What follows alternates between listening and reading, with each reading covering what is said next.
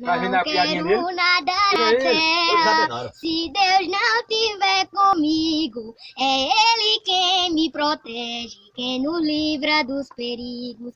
Quero ser um servo seu, porque um homem sem Deus na terra sofre castigo.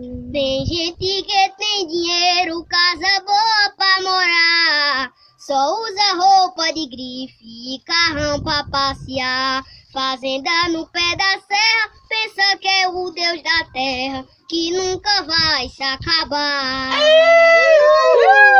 Dinheiro compra carro, helicóptero e avião, compra fazenda de gado no estado do Maranhão. Apartamento à beira-mar, mas só não pode comprar, com certeza a salvação.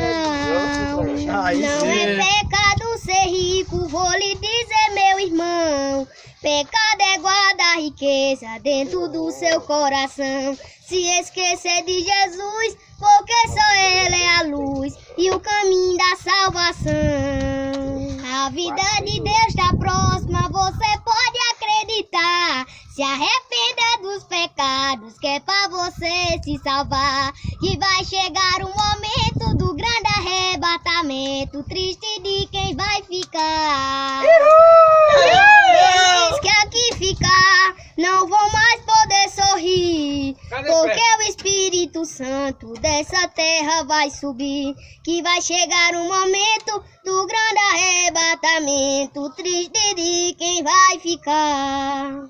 Não vai ter mais um pastor para fazer a pregação, porque a Bíblia é sagrada, faça uma reflexão. Lhe diga em poucos segundos, a riqueza maior do mundo é ganhar a salvação.